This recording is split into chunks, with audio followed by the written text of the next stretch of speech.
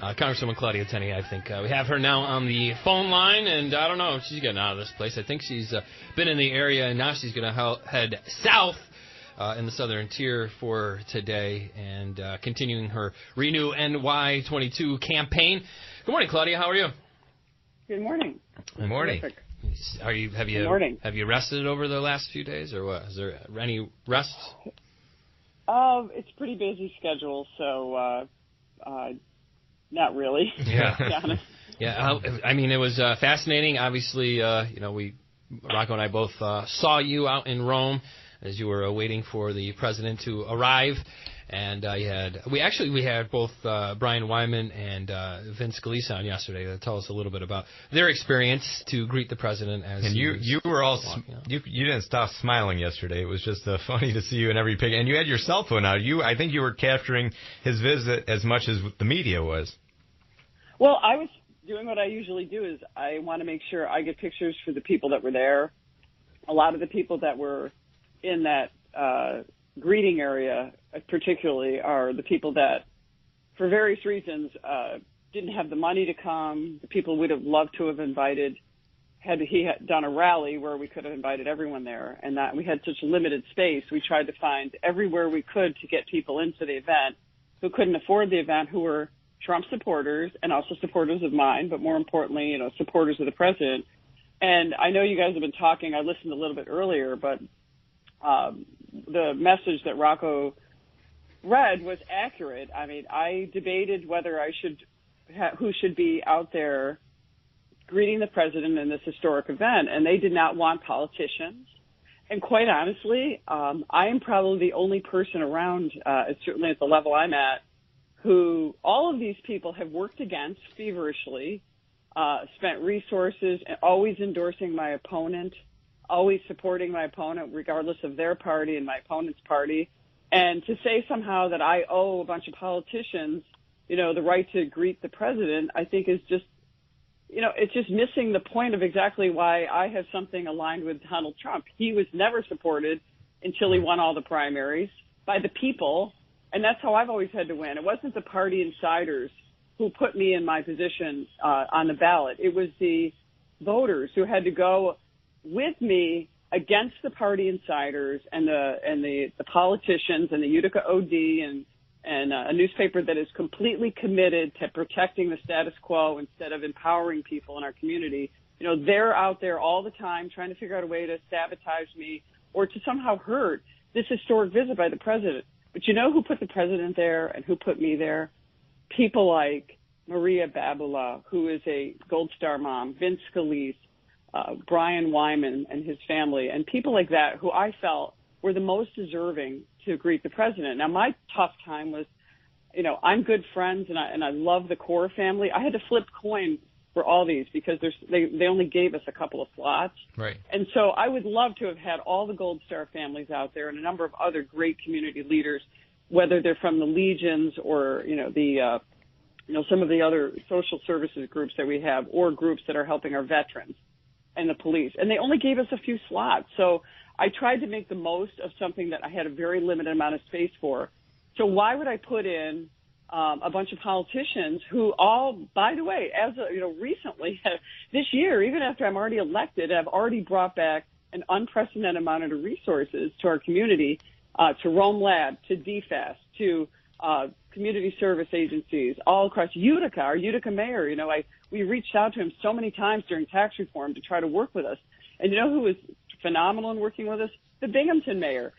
I actually had him on the phone with our House Ways and Means chair during tax reform, helping to advocate for things that we needed to preserve in the tax reform bill to protect our lower and middle income taxpayers. And that's something that Mayor Rich David did for us in Binghamton. He was terrific. He wrote us a letter. He detailed all the things in the tax bill that he thought, we needed help with. There were other people too, but I didn't receive anything from this mayor, nor do I get invited to any of their events, which doesn't matter. I reach out to all of them for events. I'm always cordial. I'm always polite. I don't go out unless they're coming after me. I really don't say or do anything against them.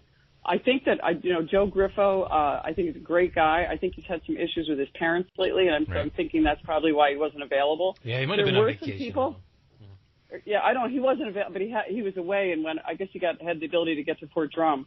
But there are people that have worked against me every step of the way and continue to do that. So the question is, I mean, look at the mayor and I have a decent relationship.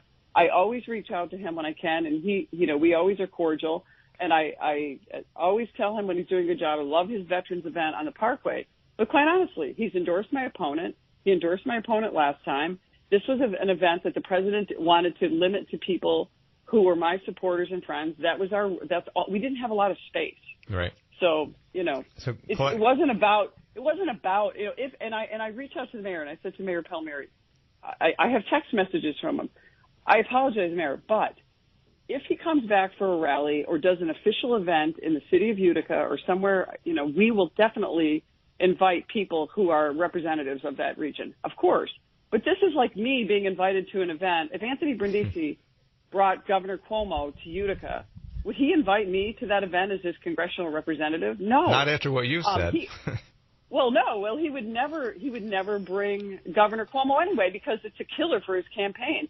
They just don't like the fact that this president is very popular. He got, 57% of the vote in Oneida County, 64% in Herkimer County. He's very popular.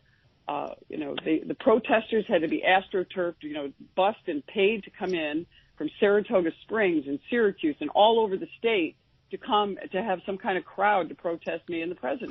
Claudia, I mean, this is historic. But anyway. Yeah, I just wanted to ask you a quick question, follow up as far as your relationships with the county executive and the local officials and the mayors. Since you've become a congresswoman, when was the last time, or have you at all been invited to any press conferences where they're announcing anything for the area? If it's in their hands to announce something, have you ever been invited or included to those events?